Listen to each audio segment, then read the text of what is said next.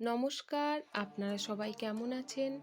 স্বপ্নডানাতে আপনাদের সবাইকে জানাই স্বাগত। আজ আমি চলে এলাম আবারও একটা নতুন রেসিপি নিয়ে, পাকা আম দিয়ে কেক। অনেক সময় বাড়িতে দেখা যায় কিছু আম পড়ে থেকে থেকে বেশ নরম হয়ে যায়, আর ওগুলো খেতে কিন্তু একদমই ভালো লাগে না। তাই ওই আমগুলো দিয়ে যদি একটা রেসিপি বানানো যায়, সেটা কিন্তু খেতে বেশ ভালো লাগে। তাই দেখুন, আমি প্রথমে এখানে 3টে পাকা আম নিয়েছি। তারপর ছালগুলো তুলে ছোট ছোট করে টুকরো করে কেটে নিয়েছি। এবার ওই টুকরোগুলোকে একটা মিক্সিং বোলে ঢেলে দিলাম। সাথে অ্যাড করলাম 1 টেবিল স্পুন মতো সাদা তেল আর 50 গ্রামের মতো চিনি। আমটা কেমন মিষ্টি সেই হিসেবে চিনিটা কম বেশি করে নিতে হবে। দেখুন, এর সুন্দর একটা মিশ্রণ রেডি করে নিলাম। এবার একটা চালুনি নিয়েছি, এতে দিয়ে দিচ্ছি প্রায় 150 গ্রামের মতো আটা। আপনারা চাইলে আটার বদলে ময়দাও ব্যবহার করতে পারেন। আর অ্যাড করলাম 2 টেবিল স্পুন গুঁড়ো দুধ, দিলাম 1 টিস্পুন মতো বেকিং পাউডার আর হাফ টিস্পুন বেকিং সোডা। এবার এটাকে সুন্দর করে চালিয়ে নেওয়ার পর গোটা গোটা অংশগুলো বাদ দিয়ে দিলাম। এইভাবে চালিয়ে নিলে কেকের ব্যাটারটা কিন্তু বেশ সুন্দর হয়। এবার একটা বোলে ওই মিশিয়ে রাখা আমটা ঢেলে নিচ্ছি। এর সাথে অ্যাড করে দিচ্ছি 1 টিস্পুন মতো ভ্যানিলা এসেন্স। এতে কিন্তু এর ফ্লেভারটা দারুণ হবে। এটাকে আগে সুন্দর করে ওই আমের সাথে মিশিয়ে নেওয়ার পর আটার মিশ্রণটা অল্প অল্প করে দিয়ে সুন্দর একটা ব্যাটার রেডি করে নেব। দেখুন, অল্প অল্প করে দিয়ে ব্যাটারটা রেডি করে নিচ্ছি।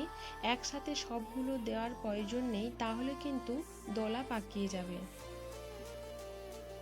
আর এদিকে নিয়েছি একটা কেক তৈরি করার জন্য বোল, যেটাতে প্রথমে অল্প সাদা তেল দিয়ে বোলটাতে পুরোটা ব্রাশ করে নিলাম। এবার অল্প ময়দা হাতে নিয়ে এভাবে ছড়িয়ে দিচ্ছি। তারপর দেখুন, বোলটাকে এদিকে উল্টে নিয়ে তুলে নিলেই কিন্তু এর এক্সট্রা গুঁড়ো ময়দাগুলো বেরিয়ে যাবে। এবার ওই কেকের ব্যাটারটা বোলের মধ্যে ঢেলে দিচ্ছি। ব্যাটারটা ঢেলে নেওয়ার পর হাত দিয়ে এইভাবে একটু ঝাঁকিয়ে নিতে হবে, তাহলে কিন্তু এটা সুন্দরভাবে সেট হয়ে যাবে। আর একটু ডেকোরেশনের জন্য ওপর থেকে দিয়ে দিচ্ছি হাফ করে নেওয়া কাজু। আপনারা চাইলে আপনাদের ইচ্ছে মতো ডেকোরেশনটা করে নিতে পারেন।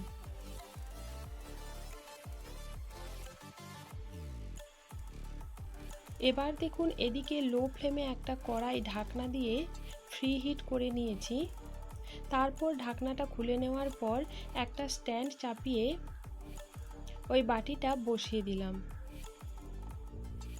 আর এদিকে দেখুন, ওই ঢাকনাতে একটা হোল রয়েছে, যেটা আমি একটা লবঙ্গ দিয়ে বন্ধ করে দিচ্ছি। এবার গ্যাসের ফ্লেমটা লোতে রেখে প্রায় 45 মিনিট এইভাবে বেক করে নিতে হবে। এবার দেখিয়ে দিচ্ছি কেকটা হয়েছে কিভাবে বুঝবেন। একটা ছুরিকে এইভাবে গেঁথে দেখিয়ে দিচ্ছি। দেখুন, এর গায়ে কিন্তু কেকের কোনো অংশই লেগে নেই, তাহলে বুঝতে হবে যে কেকটা কিন্তু রেডি হয়ে গেছে। এবার গ্যাসের ফ্লেমটা অফ করে দিয়ে ঢাকনা দিয়ে ঠান্ডা হওয়ার জন্য রেখে দিয়েছি। আর ঠান্ডা হওয়ার পর এইভাবে কেকটা প্লেটে নামিয়ে নিয়েছি। দেখুন, এটা দেখতে কতটা সুন্দর লাগছে। তাহলে ফেলে দেওয়া বা বাদ দেওয়া জিনিস দিয়ে আমরা যদি এইভাবে বানিয়ে নিতে পারি, তাহলে এটা কিন্তু আর নষ্ট হওয়ার কোনো ব্যাপার থাকবে না। কেটে দেখাচ্ছি, দেখুন এটা বেশ সুন্দর হয়েছে।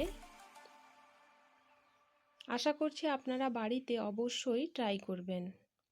সবাই ভালো থাকবেন, সুস্থ থাকবেন। দেখা হচ্ছে পরের ভিডিও।